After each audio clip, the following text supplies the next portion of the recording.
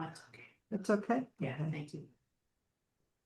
So first announcements. Pepperwood Session, the first weekend in September. The residential portion of it, we would like, if you would like to participate in that part of it, which we hope you will, we invite you to. Please let us know by, I think it's Saturday or Sunday, by this weekend. Then next week we will send out, for those who can't join for the entire residential portion, there will be a half day on Sunday, beginning at 10 and going through lunch. We have our amazing, she's here, I saw her, I know she's here. Oh, Eric, our amazing Tenzo, will provide lunch for all of us that day. And then then there will be the Jukai, which you can also just come for that portion of it. We'll send out an email to make all this clear. The Jukai that day, the taking of lay vows, well, I think it's at 4 o'clock in the afternoon.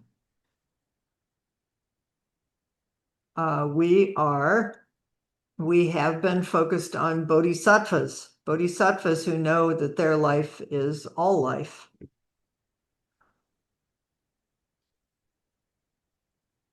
We started with the bodhisattva archetypes, Avalokiteshvara, Samantabhadra, Manjushri.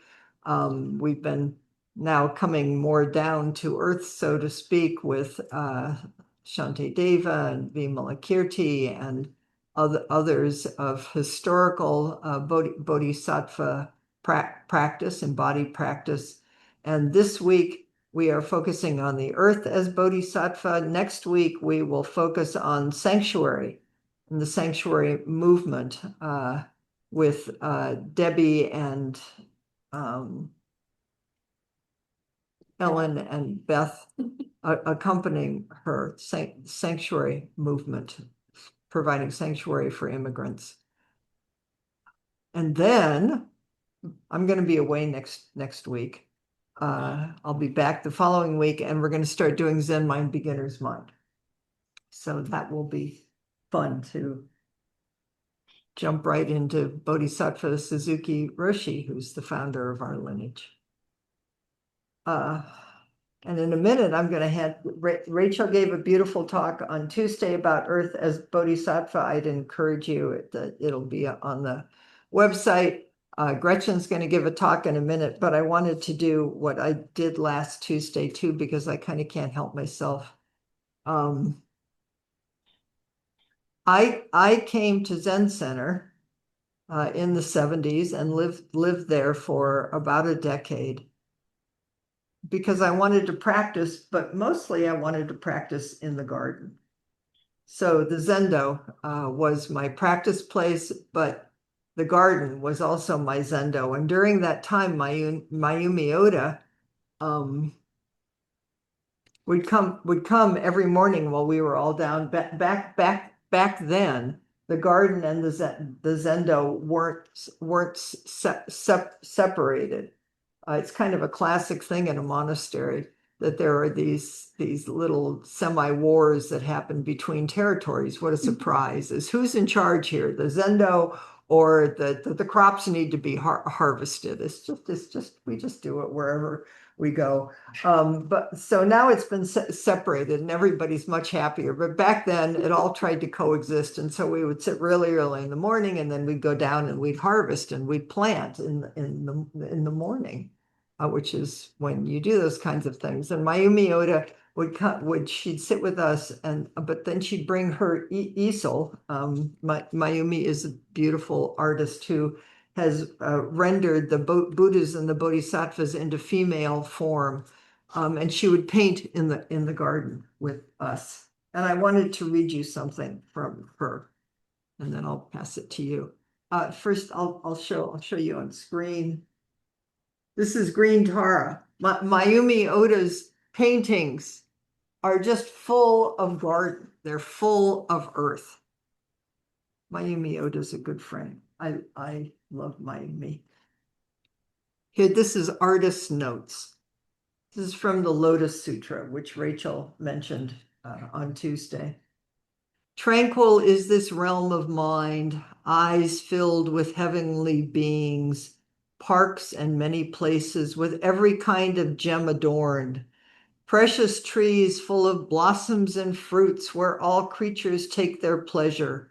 All the gods strike heavenly drums and evermore make music, showering Mandarava flowers on the Buddha and his great assembly. My pure land will never be destroyed. Mayumi says, this is the verse I chanted every day as a child.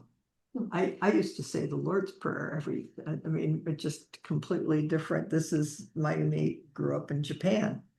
Although I could not fully understand its meaning, its images sank deeply into my imagination.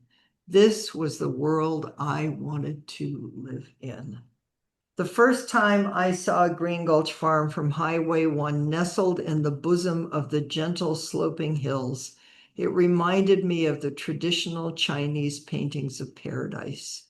Tracing its way from its source at Mount Tamalpais, the sacred healing ground of the Miwok Indians, the Redwood River runs through the Green Gulch fields, watering vegetables and flowers, and then empties into the Pacific Ocean. Under the morning fog, kale, broccoli, and spinach reflect the turquoise blue of the sea.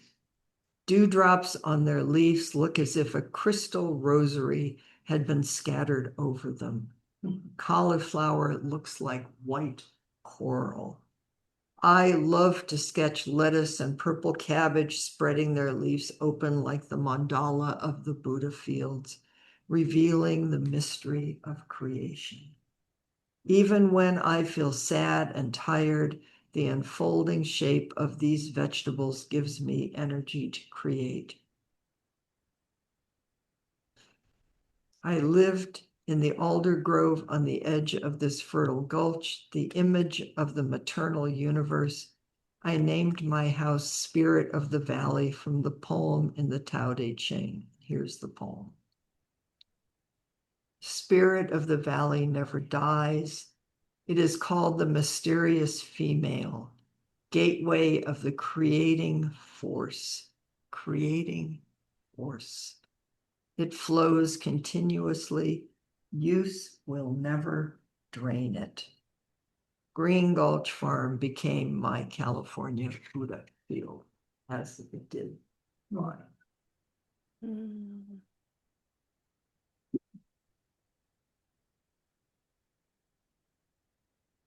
So I'm so happy that my Buddhist practice includes dirt under my fingernails.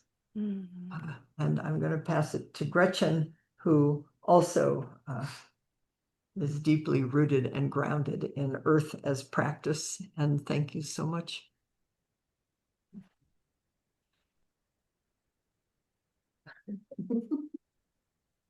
Not a speaker, but a lover. So here we go. When I began to work on this talk, I came upon an interview that Thich Nhat Hanh had given with Joe Confino in Plum Village. Can you all hear? I can. Just checking. No, to get some no's. That's a nose. Oh, well, I know Ellen's going to be hearing better very soon. Yes. Just again, it's the projection thing. Yes. So again, much of what I'll be sharing from Thich Nhat Hanh was also part of Rachel's wonderful talk yesterday or Tuesday. So again, that is available, and I hope you'll find it. What Thich Nhat Hanh said in the interview was, I'll read it. The earth is a bodhisattva, and she has many virtues we can recognize. First of all, a real bodhisattva should have the capacity to endure, the virtue of perseverance. A bodhisattva should have the capacity to be solid, to be stable, as the earth is solid, is stable. A bodhisattva should have the virtue of being creative, and the earth is very creative. She gives life to many species. A bodhisattva should have the spirit of non-discrimination, and the earth does not discriminate. She embraces everyone, everything. He goes on, so a bodhisattva does not need to be a human person. A bodhisattva can be a star, a river, a mountain, or a planet. That is why when we look at our planet Earth, we should see her as a bodhisattva. We should transcend the notion that the earth is something inhabited by a spirit, and that a bodhisattva is a spirit inhabiting the earth. We should transcend that idea. We do not worship a spirit that stays behind the earth, because we are not caught in the idea that there are two things: the earth, which is material, a material thing, and the spirit of the earth, which is a non-material thing that inhabits the earth. Our notions of mind and matter are just notions, and we should be able to transcend both notions. When we can realize that the earth cannot be described either by the notion of matter or of mind, when we recognize the virtues, the talent, and the beauty of Mother Earth, something is born in us. Some kind of connection, some kind of love is born.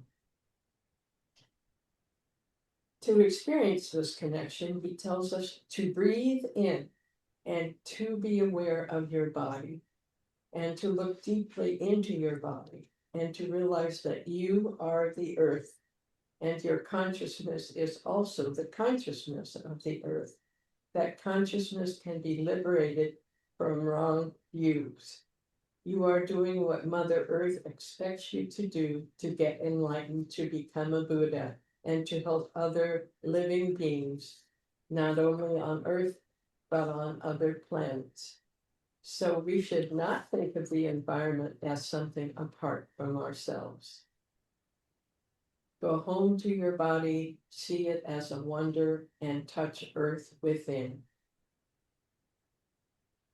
Talking about a photograph of the Earth from space, he says, in the above image of our great Bodhisattva Earth, we can see the very thin area where all life exists.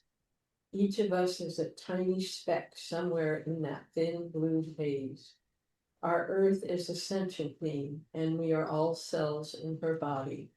We think we are the sentient beings individually, but in truth, we are simply cells in the oneness of her. For me, the Earth Bodhisattva has been a healer, a teacher, and a lover. Of course, Earth is everything: our bodies, our food, everything alive and once alive, every mineral, every molecule, every drop of water, everything. But we most think of it in terms of what we call nature, places where the hand of human beings has not been so heavy, where it can be easier to witness Earth's awesomeness. Earth creates healing as we experience it more deeply, finding our oneness with it. Not just awe for the beauty outside us, but invoking and reminding us that we are that. We are awesome and beautiful in our uniqueness, just like each individual and species we share the planet with.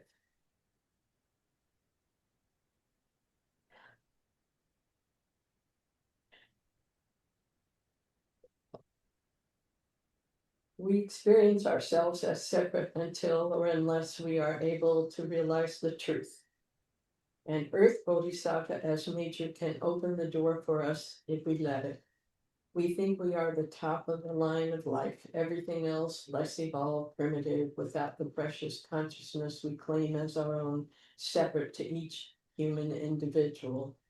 Then we see the starlings fly in fantastic patterns, totally coordinated, and we ask how, not noticing that we ourselves often move in the same way, a wave of people coming all at once to check out at the grocery store, responding to signals we have no awareness of, and yet are one with. The more we learn and understand, the more miraculous we know the earth to be and ourselves with it. From knowing that if an atom were blown up to the size of a cathedral, the nucleus would be no larger than a bee buzzing about in the center. while the electrons will be orbiting near the outermost edge. The Earth is full of emptiness and galaxies vast and beyond imagining. Like many with a lonely childhood, experiences outside in nature have brought me joy like no other. In chaparral and oak woodlands, beaches and shaded streams, I have felt wonder and belonging. Once on a visit to Lake Tahoe, a brilliant yellow, orange, and red western tanager called from a branch, and then several times by flying just a little further away and stopping again till I came toward it, led me further into the forest several times. I did not get lost, but a mockingbird sang loudly outside my bedroom window all night long. The first time I saw the rings of Saturn with my backyard telescope, I felt like I was hearing very beautiful music. From family camping, backpacking, visiting distant lands, watching the season change as I drive by or walk along a path, even just sitting outside on my deck, the beauty and wonder of Earth itself has been a balm, a source of joy, and a sense of deep belonging and healing. A few years ago, while working in Bodega Bay at the Inn of the Tides, one evening I made a mistake checking guests into the wrong room. They returned to the front desk very angry, and I felt the worst shame and guilt I ever recall. As I headed home in the dusk after my shift, I found myself looking to the hills that border the road, and they somehow revealed themselves to me as beautiful goddesses with exquisite robes of green and brown. They were majestic, and they loved me as a daughter.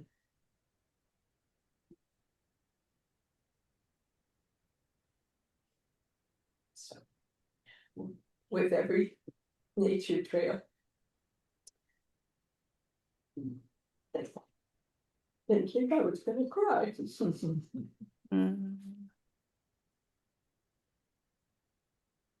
With every nature trail and nature walk in every part, the Earth's Bodhisattva teachings began for me to learn both the endless complexities and that everything is interconnected. As I have become aware of the individual plants, they have become treasured friends, waving and blooming with and for all beings. Finding a flower by the trail, I began to ask myself, why does this plant grow in this one place and this time of year and not another? If it's on a slope, which way does the slope face? How steep is the slope? How much rain does it get here? Is there much drainage? What type of soil? How far north or south? What is the altitude? How hot does it get in the warmest season? How cold? How long are the longest days and nights? What animals live here? Predators? Helpers? Insects sometimes eating leaves and sometimes pollinating? Grazing mammals, both native and introduced, birds spreading seeds, prevailing winds, how, from which side, and how strong, how much shade is there, what is growing nearby. I learned that some plants change the soil around them in ways that affect nearby plants, sometimes making it harder for them to grow. What is the history of the land? What has it been like here in the past, both ancient and recent? What have people done to this land? It seems there are endless causes and conditions. I really want to share my love, understanding, appreciation of nature with my kids. And there's a story I tell about I found a trail in Yosemite that I had taken by myself one winter that was so beautiful. I really wanted to show my family when we came up later that year. As we went up the trail, it became clear that it actually led to and from the stables. My sweet Lisa Marie H3 was so happy. Horse poopy, mommy! Horse poopy! She said over and over. It was quite a different trail in the summer. It seemed just a short time later that she was showing me plants I had never seen before. For several years now, I've been a volunteer in the camera team at Sugarloaf. We place cameras where we hope to observe animals when they trigger the camera with their motion. Every few weeks, we check on the cameras, changing out the cards. We upload the pictures, wildlife images, an international database, and identify them as best we can. Lots of mule deer, gray squirrels, and turkeys, but sometimes bears and otters, a mountain lion, and beautiful birds. I led a few hikes for the Unitarian Universalist wildflower hikes and walks as well. Bodhisattva Earth teaches us to go beyond conventional notions of good and bad, positive and negative, horse poopy and exquisite orchids. Earth supports invasive plants as well as the delicate natives, brings droughts and floods, destructive storms, fires, healing rain, the warm sun for basking on a cold morning, shade beneath the sheltering sycamore with a soft breeze on a very hot day. Tornadoes destroy whole forests. We will always pick and choose what we love, say these things are good, these things are bad, but everything is part of Earth. Nothing to get rid of, not even ticks. As most of you know, I retake pictures to identify or document what I see, often posting them to the iNaturalist database for science. And I've also been honored to share some of my wildflower photos in our Sangha newsletter. I like to think that every so often the awe and wonder I experience in the moment of taking the photograph is captured there. My aspiration has been to share what I experience beyond just the conventionally beautiful, to images that surprise and sometimes share a deeper experience. And here we go. I put together a little slideshow with music that I first heard while staying by myself in a cabin on the San Lorenzo River. It's an album called Music for Zen Meditation and Other Joys by Tony Scott from 1962. So I've practiced doing this many times, but we'll see how it goes. So with maybe we can practice breathing while I try to get this chair. And if you're over here and you want to move up so you can see the screen, want to move because come on over. well, I good. Okay. Gretchen slide. Oh, good. Yeah.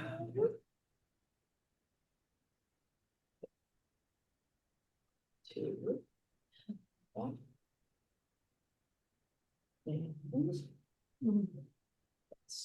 Oh, like I say, it could take a few minutes to get it really how I want it. And then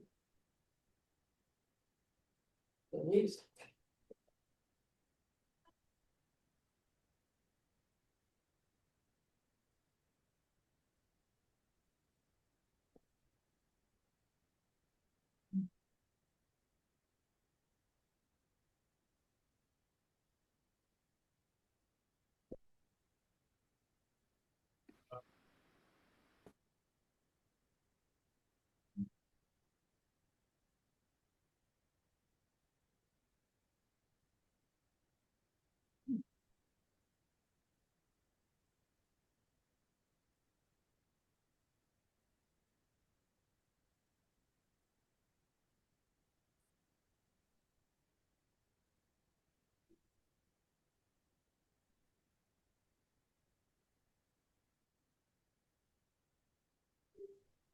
Turn up the sound a little.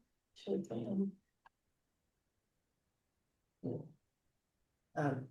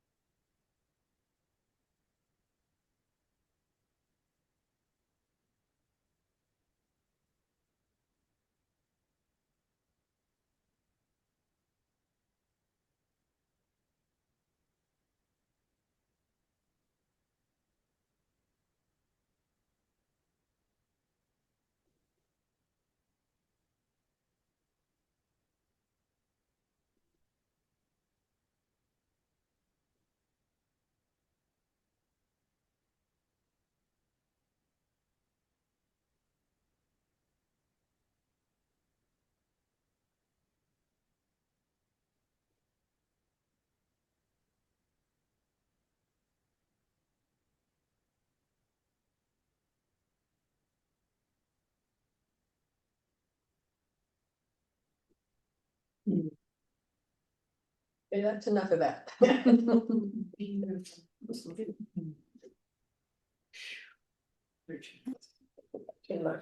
No, I know. Oops. Anyway. That's interesting. Understand. I think I just got this like totally out of the meeting. Can figure out.